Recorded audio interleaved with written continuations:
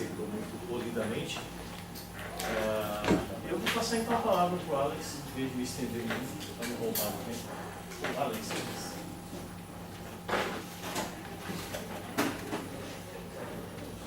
Obrigado para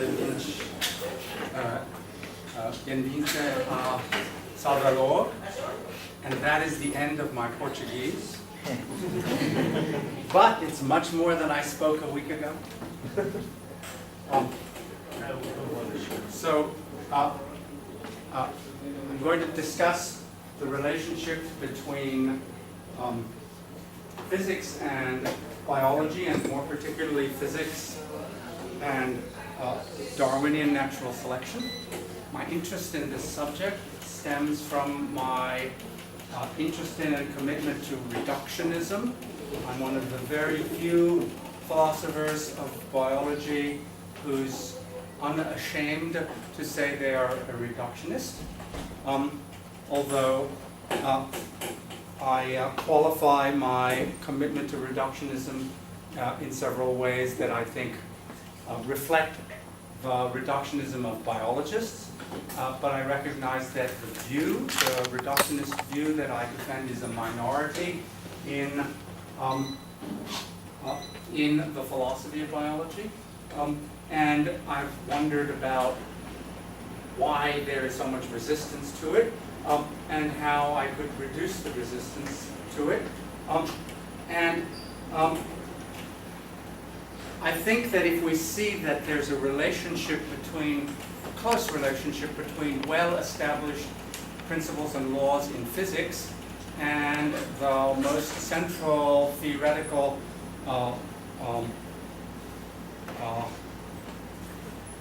approach, theoretically well-founded approach in biology, at least some of the resistance to reductionism may be reduced. And so I want to show that if we accept the laws of physics, there's only one possible way in which nature could be arranged to produce adaptation, and through adaptation, diversity and complexity, and that's through the approach that Darwin discovered. Now, I could be accused of being following in the footsteps of another philosopher who made claims about the inevitability of a certain scientific theory which proved to be premature and entirely wrong, and that was Kant. Kant, of course, famously said in the aesthetic of the Critique of Pure Reason that the only possible geometry was Euclid's geometry, and in the analytic of the Critique of Pure Reason that the only possible mechanics was Newton's mechanics, and he gave an argument for it, a very difficult, very hard to understand argument, but no matter how good the argument was, he was arguing for two false statements, and therefore the argument was obviously either invalid or unsound, and we don't have to spend any time discussing the Critique of Pure Reason anymore at all.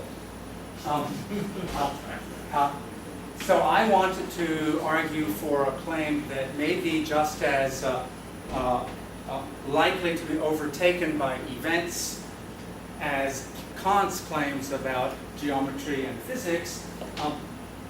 I want to claim that if the physical facts fix all the facts, then necessarily Darwin's theory is the only possible account of adaptation as it emerges anywhere in the universe. So give me physics, and I will not only give you Darwinian adaptation, but I will also be able to exclude any other causal process that purports to or claims to, or that someone might think produces adaptation. A very strong claim. Now, what does Darwin's theory do? It explains adaptation, and through its explanation of adaptation, it also explains diversity and complexity, because diversity and complexity are both adaptational responses to environmental circumstances. And Lewontin's formulation of theory is at least as good as almost any other, and is simple and easy to remember and to teach. There are some, I think, heuristically desirable ways to think about the theory. In particular, random variation needs to be understood. The particularly important feature of the theory is that variation is blind. That is, it has no foresight. It is never the result of need, benefit, or future consequence. It is always the result of completely random processes. And of course, natural selection is a passive process. It is not an active process. In that respect, Darwin served himself poorly by accepting and using the word selection, since nature doesn't select, rather it passively filters. And that's what this little visual aid is supposed to indicate. This is just a filter that things pass through. If you remember Elliot Sober's illustration of his selection toy, it's another example of successive filters.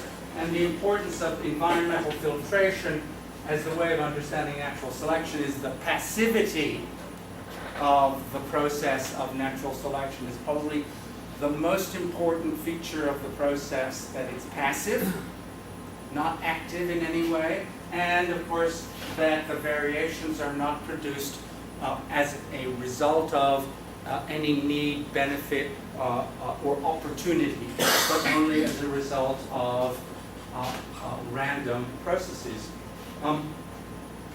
Now, let's consider what adequacy criteria would be on any theory of adaptation, any explanation of adaptation. What would it have to satisfy by way of conditions of adequacy? We will not accept a theory of adaptation unless it satisfies at least 3 conditions. And the first condition is that it has to start with 0 adaptations. That is to say, the basic phenomena in the universe on which the process operates can't include things that are already adapted or things that have adapted features, properties, components. Okay? If you start with some adaptation already, okay, then the theory is not a complete theory of adaptation. It is a theory that presupposes that there is already some minimum amount of adaptation. And a theory that assumes that there's a minimum amount already doesn't answer the question, where did the first adaptation come from? And an adequate theory has to answer that question along with the questions of where all subsequent adaptations came from. So that's the first requirement. It has to start with a process that isn't itself adaptive. So this is the real problem with Lamarck's theory of adaptation. Remember, Lamarck tells us that through use and disuse, traits can be transmitted to the next generation or eliminated from the next generation. And in particular, adapted traits will be transmitted and non-adapted traits will not. But if you think about this particular process, the process of transmission of useful traits and the non-transmission of not useful traits, that is an adaptation.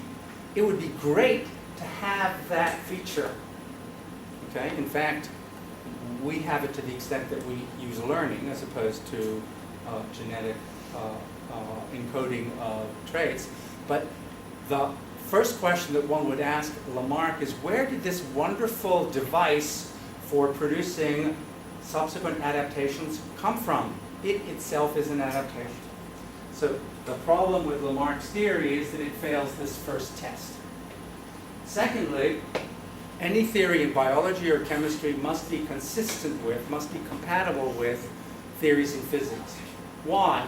Why should we demand that physics be the basic test of consistency for an accepted biological theory? Well, if you're a materialist, if you're a physicalist, you hold that matter and energy are the components, the sole constituents of organized life, and therefore, if there are living things, then they're going to have to behave in accordance with the laws of physics. And anything that is incompatible with the law, any theory about living things incompatible with the laws of physics, will clearly not be accepted. And it's not just, say, Newtonian mechanics. It had better be quantum mechanics, thermodynamics, atomic bonding, chemical catalysis. Chemistry is also prior to biology, if you're a physicalist, if you're a naturalist and materialist, if you think that biological things are nothing but chemical things, then you'll hold that the laws of stoichiometry and of catalysis and of mass action that characterize chemical processes are ones that will also be honored by biological systems. The second condition, that a theory has to be consistent with physics, excludes even more fundamental alternatives. So, for example, until Newton, the most basic physical theory associated with Aristotle and the medievals was a teleological theory in which things behaved in accordance with their goals or desires or their natural ends. So the explanation for why something falls, I won't drop it from that, is because it's seeking its natural place. And Newton's theory eliminated all such purposive or teleological explanation from the physical domain. Okay? And it, of course, denies the possibility of future causation, which is what is involved in teleology. And any biological theory, any theory of adaptation, is going to have to exclude future causation if it's going to be consistent with physics and its denial that there is any such thing. We have, of course, the special theory of relativity as another argument for why there can't be causal signals that are faster than light, and therefore there can't be causal pathways that go from the future to the past, as teleology would require.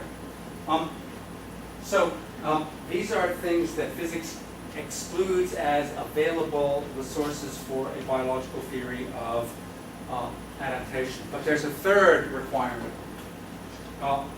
Every explanation of adaptation is going to have to employ, harness, use the second law of thermodynamics.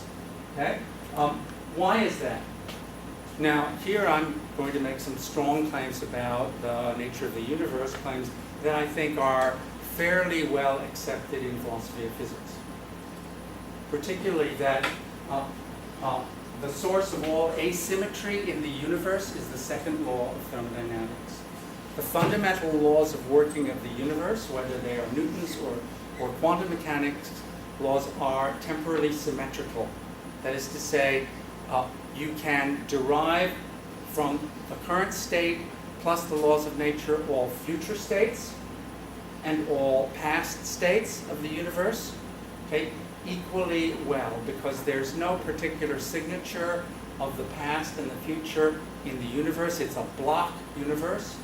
Of course, the fact that we can't predict the past, predict the future in the way we can predict the past, is not a feature, doesn't reflect any fundamental features of the laws of nature. It reflects our epistemic situation with regard to the laws of nature.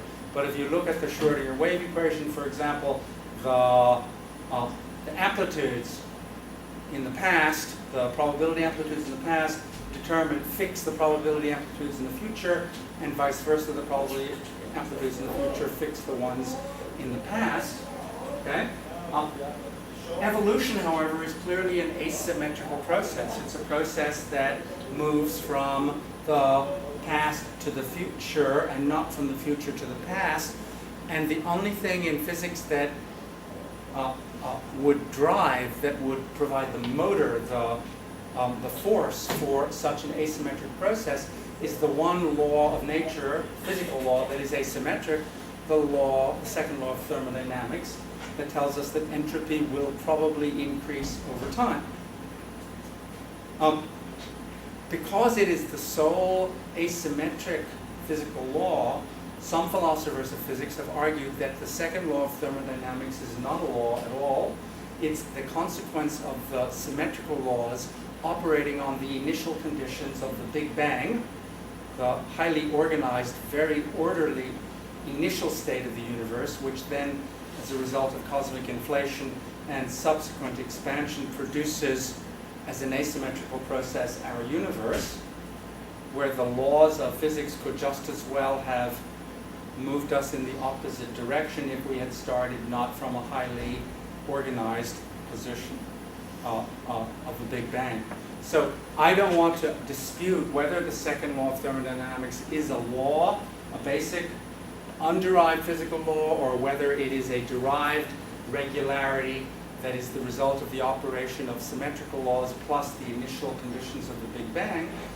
Either one will be acceptable for the purposes of my argument. My argument is that if there is an asymmetrical process of evolution in the universe, it could only be driven by the second law. The emergence, the persistence, the enhancement of adaptations, all of those are asymmetrical. We started out with a universe with no adaptations, and then we got some adaptations, and then they got better. That's an asymmetrical process, and therefore it had to have been driven by increases in entropy. Now, I think it's easy to show that Darwin's theory honors all three of these commitments. Zero adaptation, compatibility with the laws of physics, driven by the second law of thermodynamics. Now, this is ironical in a certain way. This is a sort of a brief digression for the history of biology. This is ironical. It turns out that the man who discovered the second law of thermodynamics, Lord Kelvin, made the universe safe for Darwin's theory. And it is ironical because Lord Kelvin himself was one of the most vigorous opponents of Darwin in the 19th century, and indeed had the most serious objection to the theory that anyone advanced in the 19th century, the objection that gave Darwin the greatest concern. Darwin had estimated that the process of natural selection needed at least 300 million years to produce us. And he was off by a factor of 2. It's 3,500,000,000 years to produce us. But Kelvin calculated, given what he understood about combustion, that the sun could only have existed for 40 million years, and therefore there wasn't enough time for the evolutionary process that Darwin hypothesized, and so he inferred that Darwin's theory was wrong. Darwin, a very cautious scientist, was unhappy about the incompatibility of his theory with Kelvin's theory, and accepted that physics was more fundamental than biology, and therefore was disquieted about this fact. Now, of course, it turned out Kelvin was completely mistaken about the nature of the processes that generate energy in the sun, and that there was plenty of time for Darwin's 300, indeed 3,500,000,000 years. Okay? But it is nevertheless the second law of thermodynamics that he propounded that drives the process of natural selection, not only makes the world safe for Darwin, but makes Darwin's theory the only possible theory for the emergence of adaptations. Why is it that evolution has to be driven by the second law? Well, we know that even Laplace's demon, standing here and opening and closing the gate to allow the faster molecules through and keep the slower molecules in, that he would, because his activity results in an asymmetry, that is, all the low energy molecules on one side and all the high energy molecules on the other, because it results in an asymmetry, had to generate entropy. That's what the second law says. It's this generation of entropy, the increase of entropy, which characterizes what is happening in our universe. And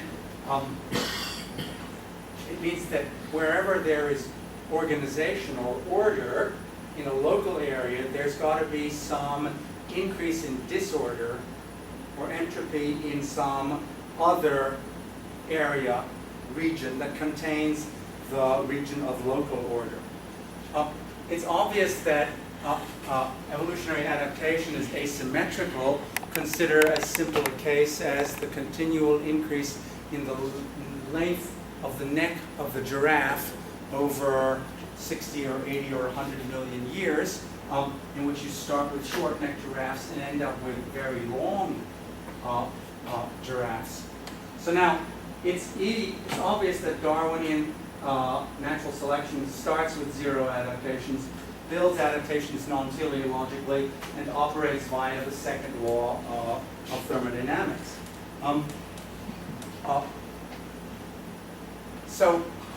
Why is it that the initial appearance of any adaptation has to be rare and random and the result of mere noise?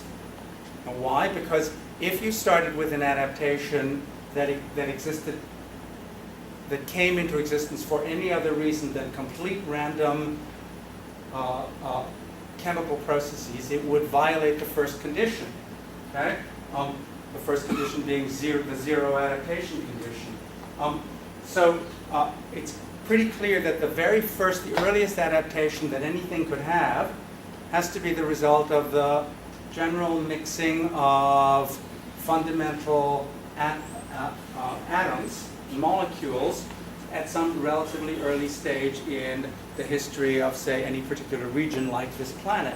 At some point or other, molecules begin to exist and bump into one another, and through chemical bonding or van der Waals forces or electrostatic attraction begin to produce larger molecules. And these larger molecules, just as a matter of fact, have some increased stability. Okay? They are some kind of local energy minima, which enables them to persist over time. And this, of course, will happen very rarely in the history of the universe. And the reason it'll happen rarely is increases in order are highly improbable. Not impossible, not ruled out a priori, but extremely improbable and therefore rare. Okay? So you're going to have some rare improvements in order, and they will be quite energetically expensive, but they're not ruled out by the second law of thermodynamics. They're not required by the second law of thermodynamics. We could have a universe that never had any stable molecules in it at all, but it happens that given the initial conditions of this universe, plus the laws of chemistry and the second law, some stable molecules begin to exist. Now, at some point or other, it's not just stability that's produced by the random thermodynamic noise of the mixing of chemicals, but also replication, molecular replication, where molecular replication can be understood either as templating, the way DNA, the molecules make copies of themselves by templating, or by self-catalysis, the way RNA molecules catalyze the increased production of copies of themselves, or by somehow improving or changing the thermodynamic conditions of a certain region that result in an increased rate of reproduction of other molecules of the same kind. Now, at some point or other, you begin to get not only stability, but replicability, and then after that, you begin to get competition between stability and replicability for the consumption of the underlying stock of molecules.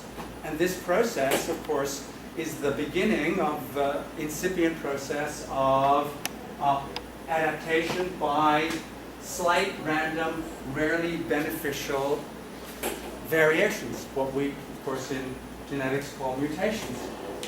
And it's a reflection of the fact that it's thermodynamics, it's increases in entropy, it's the second law that governs, that generates, that determines the direction of adaptation, that the record the biological record is so full of quick and dirty solutions to design problems that get hardwired into the process and cannot be removed because evolution is asymmetrical and because the quick and dirty solutions were local energy minima that get hardened into starting points for the iteration of the same process over again, that you get the process of adaptation being driven by ever-increasing consumption of energy, ever-increasing production of entropy, along with, of course, mutations of various kinds. And then the local energy minima will get broken up at various points by exogenous energy inputs. So we know in the history of our planet there have been at least 4 or 5 catastrophic events, like the Cretaceous, the Cretaceous tertiary extinction of dinosaurs, which may have been the result of the comet, or the comet plus the volcanoes, or just the volcanoes. But we know that 250 million years before that, there was an even more profound extinction.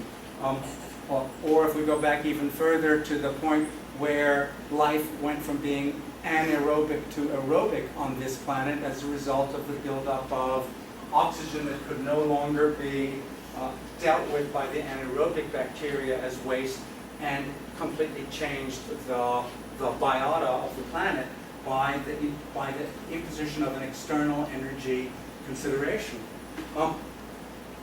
We know that the persistence and the improvement of adaptations in us and in mammals and in all metazoa, and indeed all the way down to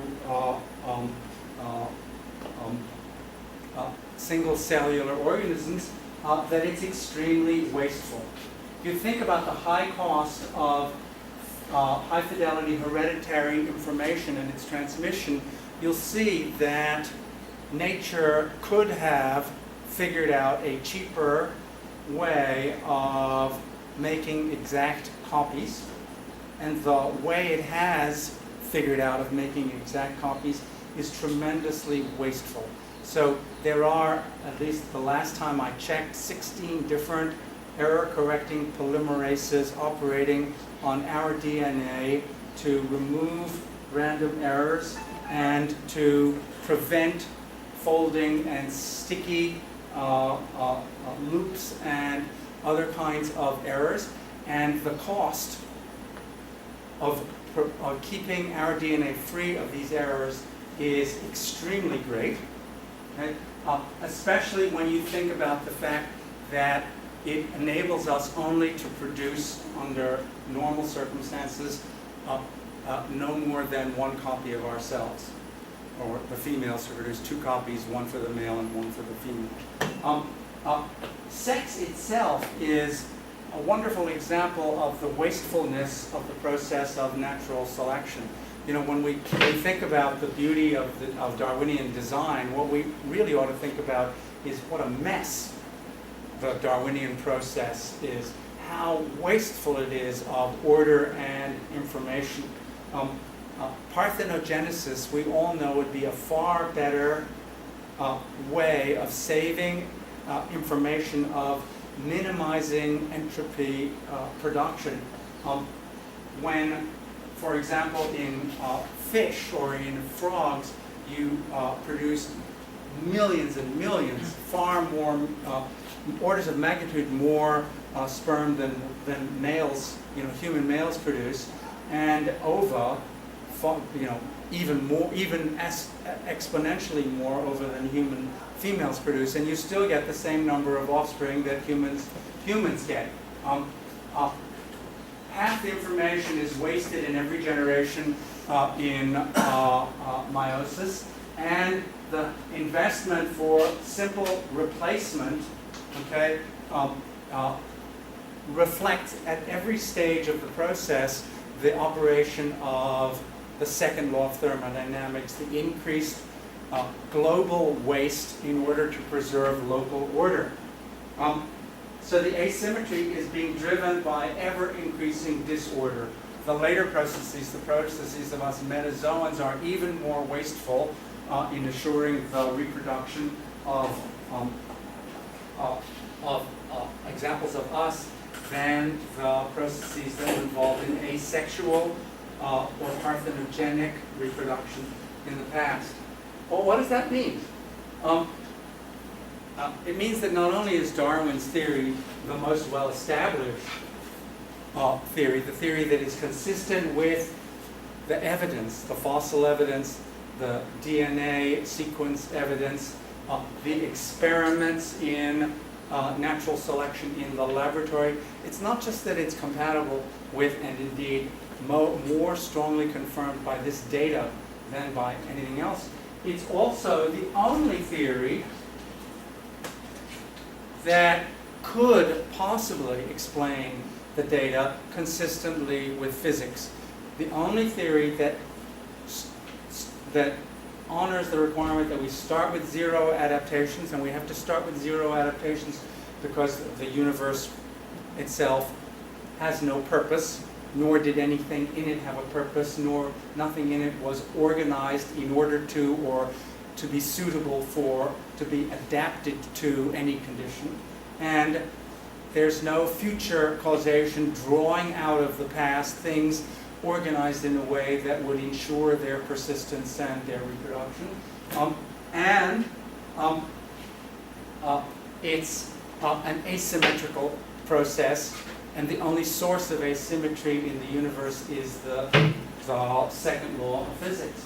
So if the physical facts fix all the facts, if given a universe that's just like ours in terms of the basic physical facts of that universe, then the only way in that universe that adaptations could arise is the way they did arise in our universe.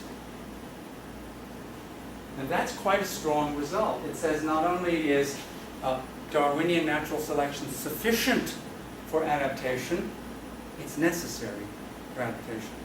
Or at least it's necessary modulo the laws of physics. In a universe where the laws of physics are different, in a universe where there's no second law of thermodynamics, maybe adaptations could have emerged. But insofar as we think that this universe and all the other universes in the multiverse of string theory are universes that honor a second law requirement, the only way you're going to get life in those universes is through the process of blind variation and environmental filtration, random variation and natural selection. So what are the morals for reductionism?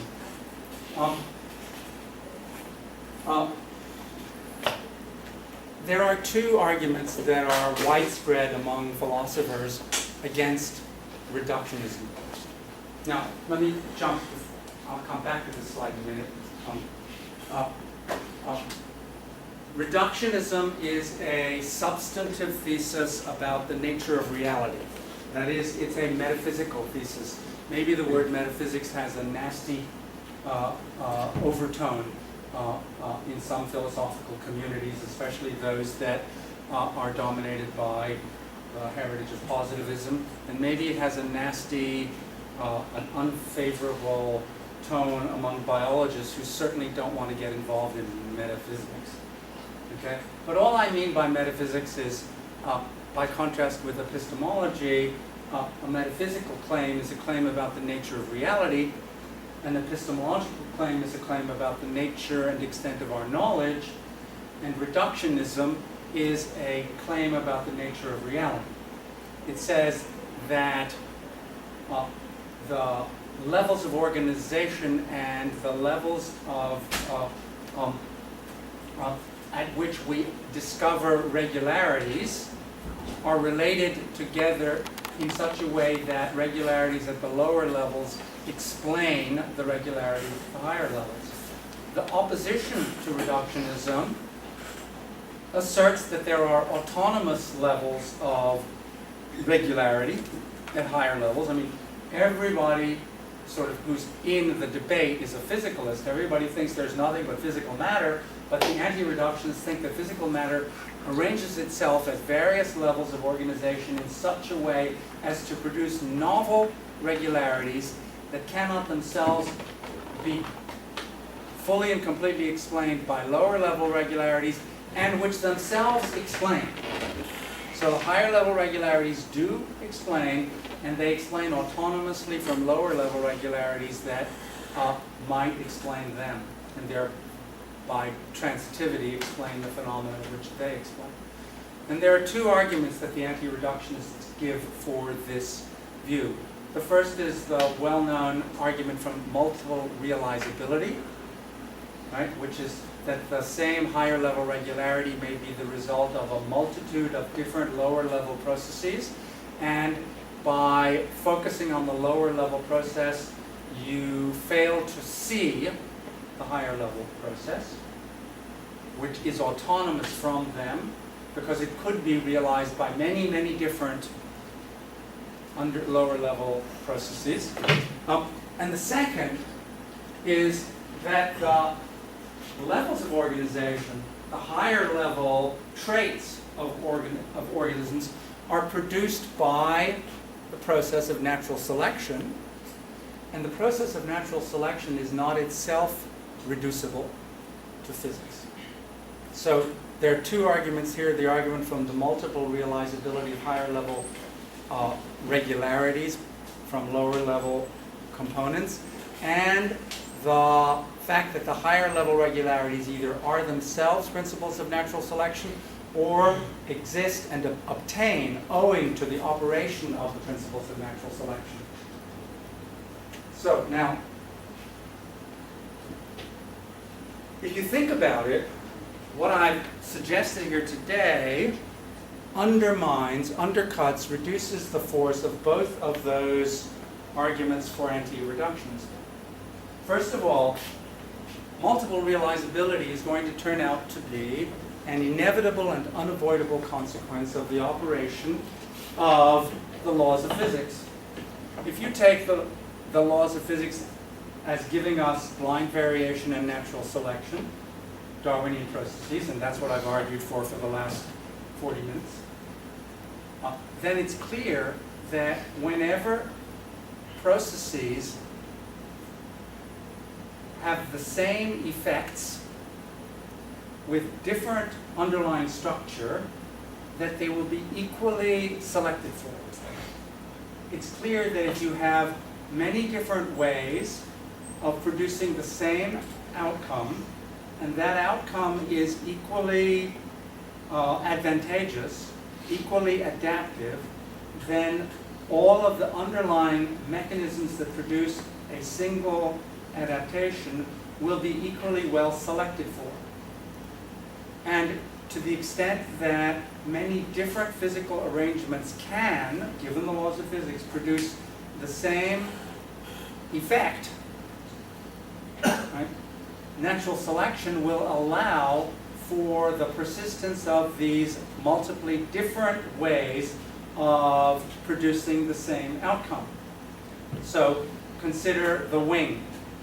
Okay? The wing has emerged as an adaptation about 40 times in the history of metazoa. If you think about bat wings and bird wings and flying fish wings and insect wings, you can already see that there's a large number of different physically possible ways of realizing the same effect, the same physical effect.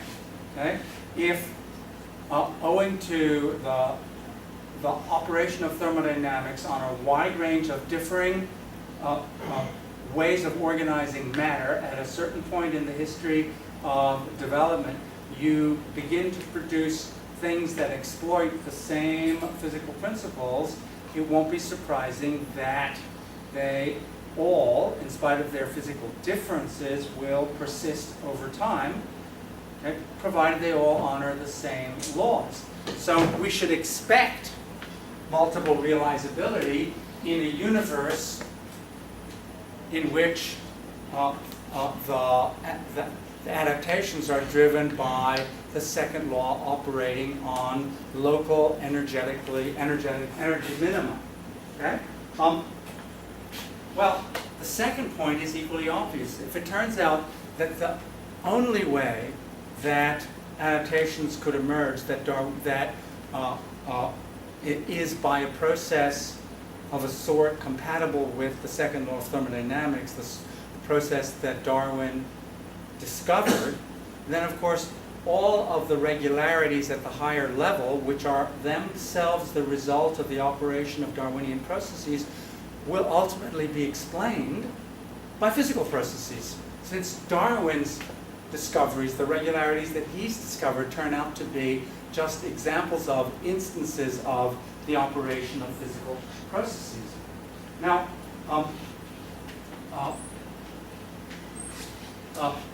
it's important, here I have a couple of quotes from Kitcher and Sober, to remember this point that anti-reductionism is a metaphysical thesis, a thesis about the nature of reality, not a thesis about our knowledge, about limitations on our knowledge. Everyone recognizes that our own cognitive capacities may be sufficiently limited that we cannot see immediately or eventually or maybe even ever the fundamental physical regularities that govern and determine and explain biological regularities. Maybe that we're not smart enough, or we can't keep that much data in our heads or even in our computers in order to derive the biological regularities from the physical regularities. Never mind that the biological regularities are often so riddled with exceptions, so heavily burdened by ceteris paribus clauses, that they are difficult to test. Even when expressed precisely, it may turn out that the nature of the phenomena is so complex that it defies our cognitive and computational powers. But this also is not an argument for the kind of against the kind of reductionism that I want to defend. In fact, I'm inclined to say that at least a good deal of the motivation for reductionism comes from the denial of downward causation, and that if you're going to be an anti-reductionist, you're going to have to be committed to downward causation, to there being higher levels of regularities that interfere with or drive lower level processes. And I think there are good reasons to think that that's a position that we cannot embrace so long as we are materialists or physicalists. Okay? And it's really important to recognize that reductionism is not eliminativism. Eliminativism is an English word that refers to the claim that the regularities at the higher level are to be eliminated, removed, ignored, expunged, erased, ignored in explaining phenomena. So the classic example of eliminativism in the history of science is the removal of phlogiston theory from the range of possible theories of combustion and reduction. Phlogiston theory, the theory that was established in the 17th century for the explanation of why things burned, right, is a theory that we do not any longer try to explain by deriving it from more fundamental theory. We simply ignore it altogether. We have removed it from the textbooks. It's been eliminated, just as Lamarckian theory has been eliminated from the textbooks of evolutionary biology. And eliminativism, the doctrine that you should turn your back on a theory because it has been superseded by better theories and refuted by the data, okay, that's not reductionism. Reductionism is the claim that preserves higher level theories by anchoring them in more basic theory, showing that they are examples, instances, special cases, consequences derivative from the more fundamental regularities. And that seems to be that's the thesis of reduction that I want to defend. Okay? And all too often in biology especially, people use the word reductionist to refer to people who want to eliminate higher level regularities in favor of lower level macromolecular regularities. But that's a much different and much stronger thesis. What is the real reductionist's challenge? And by the reductionist, I mean the biologist who's a reductionist. Well, the challenge, of course, is to harness what we understand of physics and chemistry and molecular biology to actually explain fully and completely, without leaving out the details, the emergence of life and its persistence and change over time. We've had some success, goes as far back as Urey-Miller experiments way back 60 years ago that showed how organic matter, organic molecules, could be produced from inorganic ones by purely physical processes. And we have some great challenges like the eigen hypercycle challenge, which tells us that it's hard to see whether it could be proteins first or nucleic acids first in the emergence of life, because apparently both are required, a copy mechanism for the information and a catalytic mechanism, and that there's an error catastrophe problem in starting with one and a different kind of a information loss problem starting with the other. And we don't have a solution to that problem yet, but that's the great scientific reductionist's challenge, okay? To explain in detail how inorganic chemical processes could result in those processes that we identify as living, as life. And then there's the philosopher's problem, the epistemological problem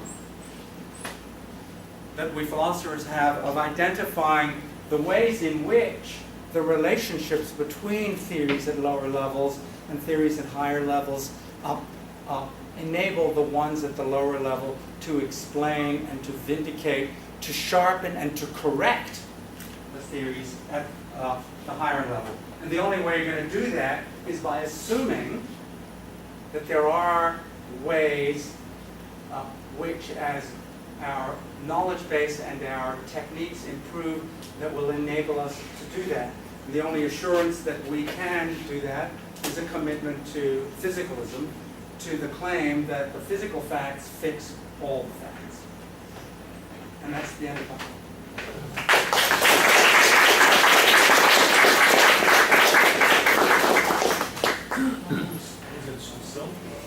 Se alguém tiver tido falar inglês, eu posso traduzir, preferencialmente para a pergunta em inglês, eu me pouco a tradução. Yo hablo español, si usted puede preguntar en español. Franceses? Javanese. Portuguese. But don't ask in French, Alex speaks very good French. I know it, but it's... Nous allons bavarder. Yes, we can talk, we'll have a nice conversation, but not at everyone else's expense. I enjoyed your talk, of course. I agree with everything you said.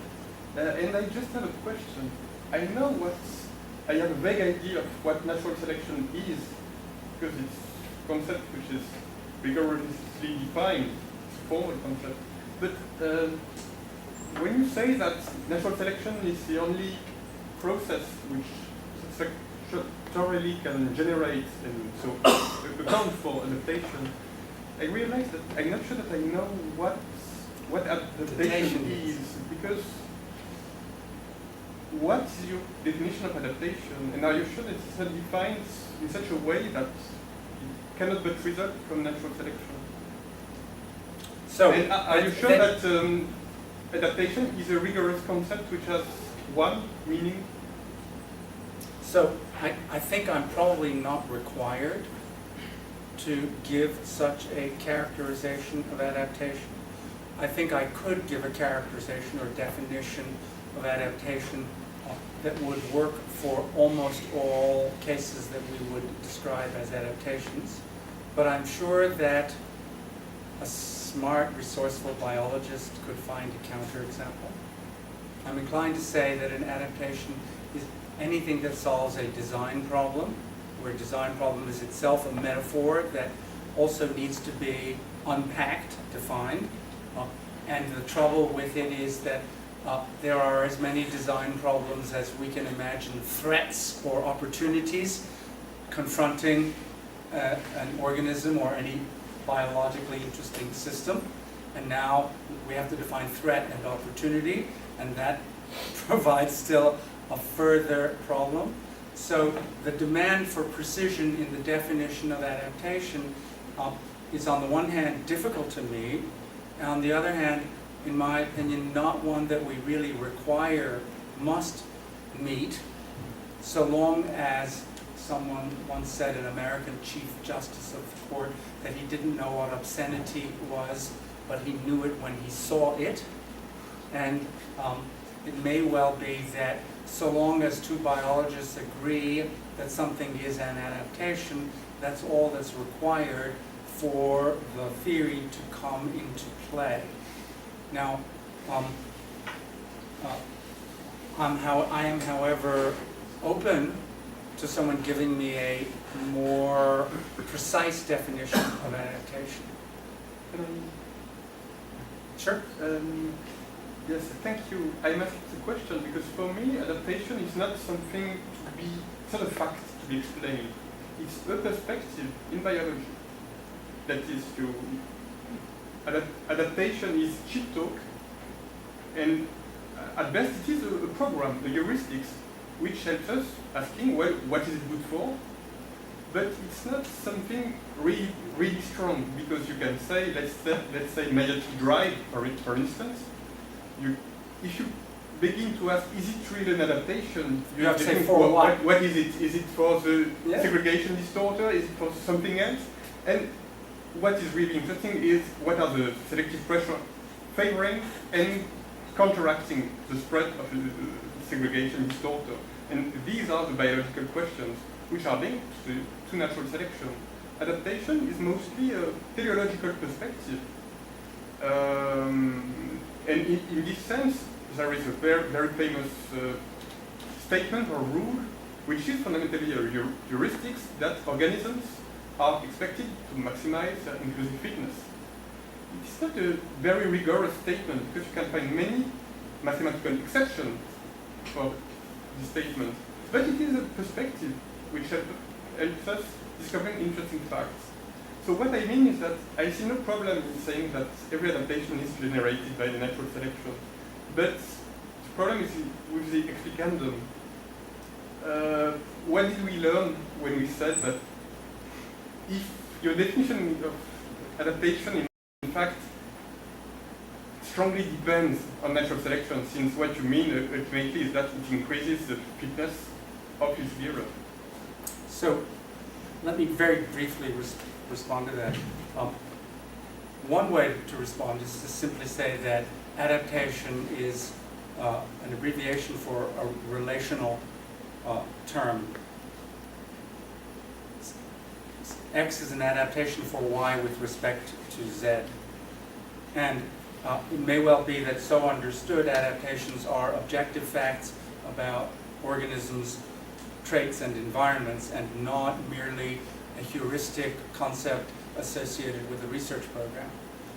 On the other hand, and I'm inclined to think that that is the case, but then that's because I'm inclined to think that wherever people speak in ways that turn out to be ambiguous with respect to fuller descriptions, that the ambiguity can be eliminated by making more precise the relata and the other terms of the relation.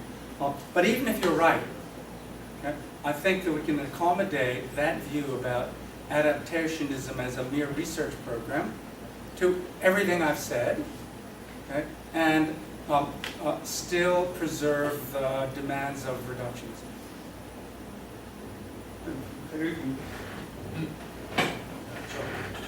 a hand over There's there. a No, but John. John? Who raised the John and then you? Okay. Well, first of all, I agree with the broad outlines of what you're saying, and I certainly agree that adaptation is very important, that we can't give biological explanation without it, as we were talking about yesterday, with a few people who had, sort of implied otherwise. I think that we're going to have to talk about some of these things because there are a number of issues where I disagree with you that are rather subtle, and to work them out would probably take a while, so I'm not going to bring them up right now, but I'd like to talk about them later. I'm going to mention two things right now that coming from two of your original characters. Kant, in Critique of Judgment, which you may be aware of, talks about organization and teleology.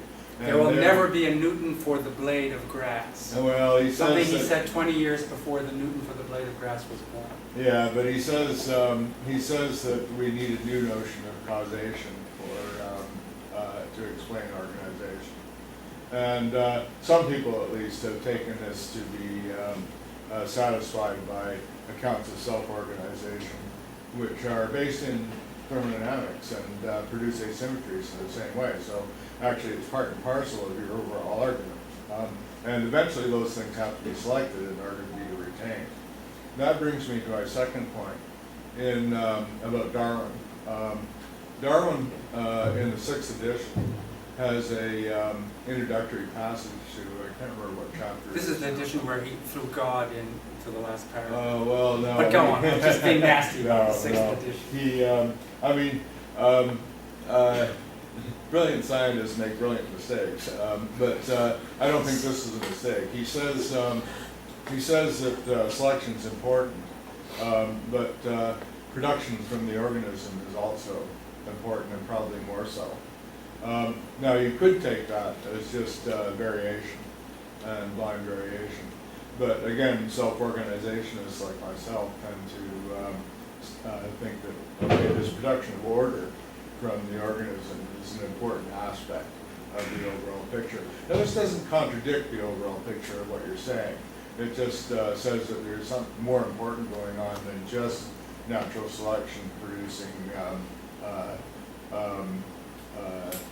asymmetries, essentially. Because whenever, this also is related to the reduction issue, because you mentioned emergence, but a lot of emergentists like myself take downward causation seriously, and we think we have an explanation for it, which I want to talk about later, not right now. But I just want to point out the difference right now. And that's that self-organization typically involves a form of emergence where we get novel properties, which are available for selection, of course. The thing is that self-organization itself, by its very nature, has to be incorporated into the overall organization of the organism to begin with.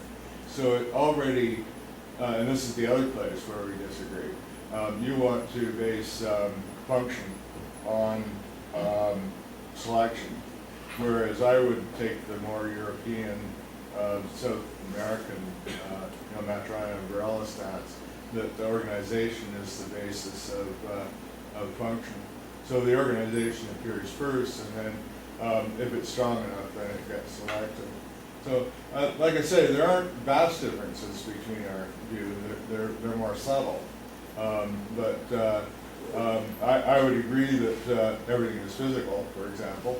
I would agree that understanding the physical helps us to understand and gives us a deeper understanding of the higher levels, and that any explanation is going to be able to do it without trying to do that.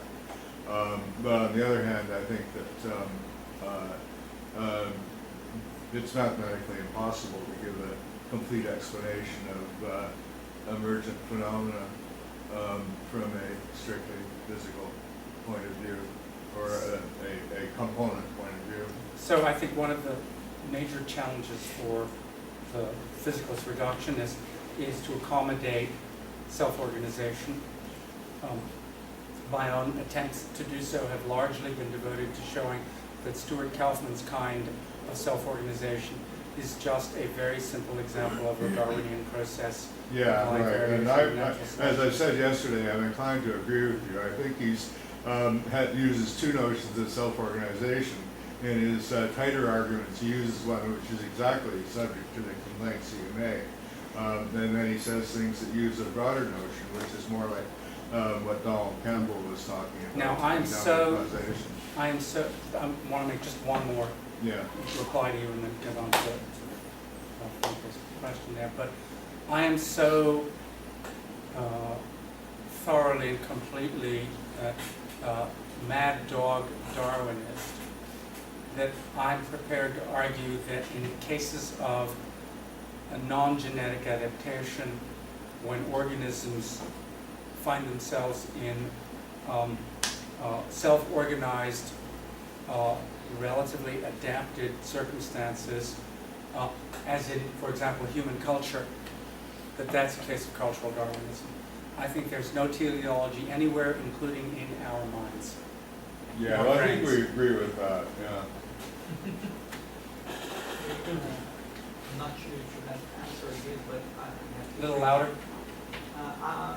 I would like to know how does the multiple realizability argument does not go against reductionism in the sense, and I'll try to phrase it with an example. For example, you have a chess game, and in the chess game you have rules in the chess game. How can you phrase that these rules are not governing the behavior of the particles which are moving around in the chess game? So what I mean is that I'm sure that these rules are in each one head, with each one kind of physics governing the rules in each one, but this is exactly multiple realizability. Every head is organized in a certain way with the same end result. How can I say that this is not downward causation, where the causative powers are in the rules which are not which Great are multiple example. realizable? It's a really nice example. Everybody can follow the same rules of chess. The result is that no two chess games have ever been exactly the same, at least not the fools made games. But, and yet everybody's playing by the same rules, and they're all realized. The rules are represented in people's heads in multiply realized neural architecture. Okay? And yet the rules have an autonomous explanatory role with respect to the games of chess. That's roughly the argument. Very beautiful, powerful argument. And of course, because it's involved in a cultural institution like chess with complicated rules that govern conventions, it introduces a very large number of what the biologists would identify as red herrings of biologically irrelevant problems of intentionality, social construction, non-epistemic, non-moral norms, okay, that make the case not only very attractive and powerful to the opponent of reductionism, but make it much harder for the reductionists. So, for those reasons, I would say this is a very unfavorable terrain on which to debate reductionism. It's wonderful as an illustration of what, in principle, the idea of the anti-reductionist is, because it appeals so strongly to our intuition that it doesn't matter how the gray stuff is operating to realize the norms. A much more favorable case for the reductionist than the case that I would use to contrast with that is to say we have a PC here, there are no, and a Mac here, okay, and they realize the same software. They have the same software. This has got an email program on it. This has got an email program on it, and the programs are the same, right? But nobody is inclined to say that the software has an autonomous causal role with respect to the behavior of the two machines. Okay, the software is merely a heuristic that we employ in order to discuss the ways in which the hardware, the physical processes, operate. And similarly, I would have to insist that when we come to describe the playing of chess by people, we are taking a heuristic stance, a well-known position in philosophy of mind, and that in order to unpack everything that would be required to show that this is really a phenomenon that involves just the neurons, okay, we'd have to meet a lot of challenges in the philosophy of psychology and wait a couple of hundred years in the development of neuroscience. But more than that, I can't say. I do, as I say, laud the example as one that brings out in sharp detail what the problem is. Okay? On the other hand, what's the alternative here can't be Cartesian dualism, right? So, is there some third possibility? Maybe it's autonomous levels of organization, but the devil is going to be in all the details.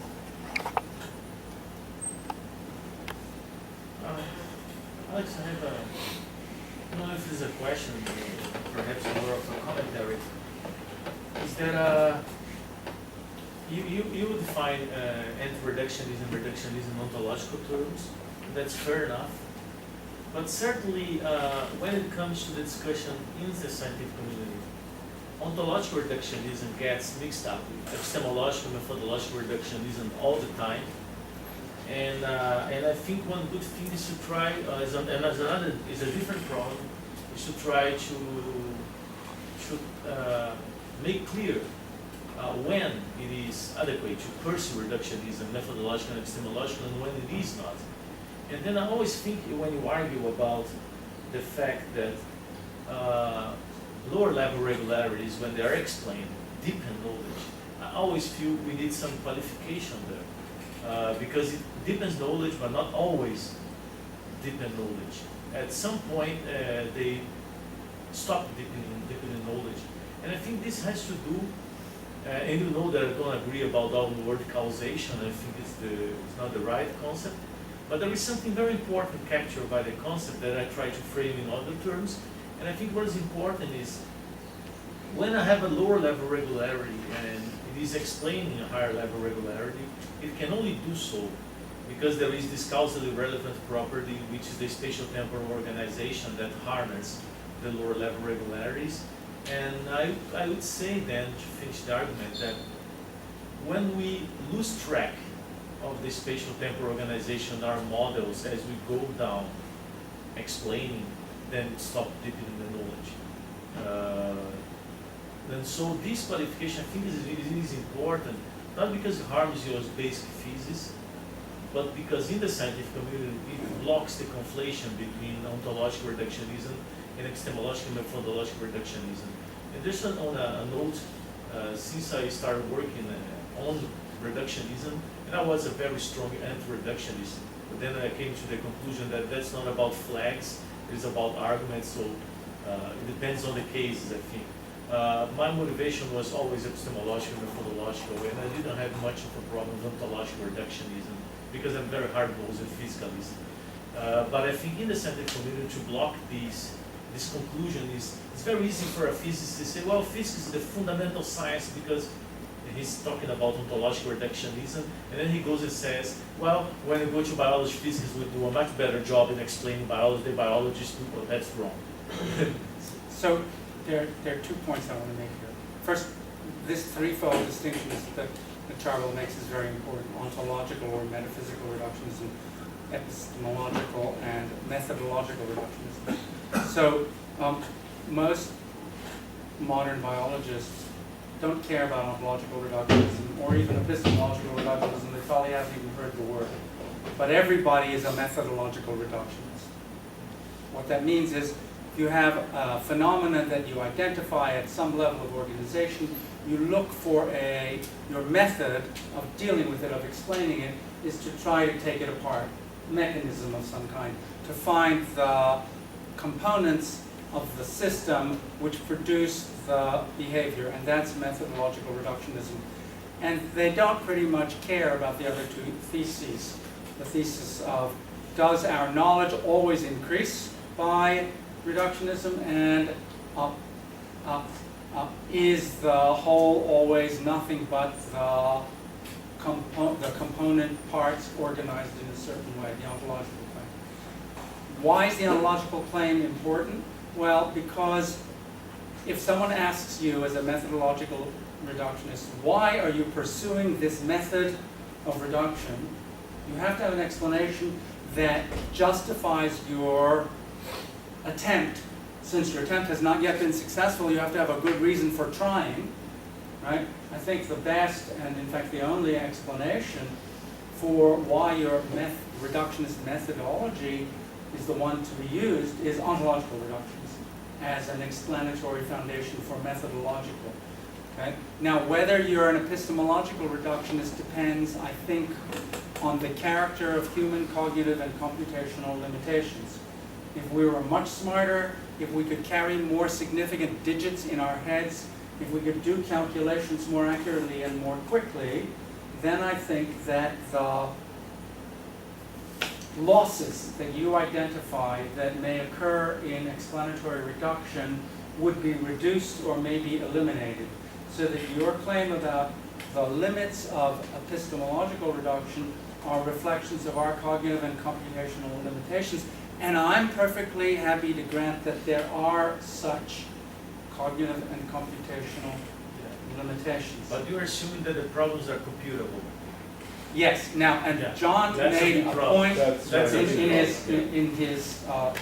his question. You and I earlier in the week discussed Yes. this. I think the place in which the philosopher may find an Archimedean point to leverage a real case for anti-reductionism is going to be in by exploiting some of the mathematics of irreducible complexity or problems that are not computably solvable. But I haven't seen any yet. Okay, and until I do, I'm still going to favor certainly methodological reductionism, like everybody does. And I'm going to be doubtful about epistemic reductionism because I don't think the neuroscience is in to show that we are limited in this way. Yeah, And I'm always going to be there are favorable. there are two distinct cases here which are worth separating out, and this is in favor of what you're saying to some extent. It's possible that one could come up with theoretical examples that aren't reducible, and I can give one in a few seconds actually. NP hard problems. But they may not be anything that we actually realize in biological systems. In fact, the one I can come up with is not realized anyplace. But it's in principle. And what was the possible. second? You said there were two. Well, that's the first point is that there may be theoretical cases, but they may not. The second point is they may not actually exist in biological systems. A theoretical case I'm thinking about is, in principle, it's possible to make a Turing machine out of a Turing machine equivalent out of a general computer, out of particles bouncing off each other. And that means you could make a machine which is computing not computing, but in the process of computing a non-computable function, because they're non-computable Turing functions. Now that would be non-reducible. What function it's actually processing would be non-reducible. But I mean, these things don't exist in the universe, and there's certainly no reason to think they're anything like any biological system. So that's an example I can give of where the possibility is. It's fairly easy to describe, and it actually contradicts some of my co-authors, Don Ross and James Aveman, who think that there's no problem for, say, Kim when you have microbangings with microparticles. I think there is because of this problem. But that's so abstract, and it's so unlikely to be a realistic situation in our world that it doesn't say anything about the biological situation, which is the second issue. That's the problem. So there's the problem about what really might exist and what is theoretically possible. Well, I think we're trespassing on the patience of our hosts. So thank you all for coming and listening to me talk about it. Thank you very much.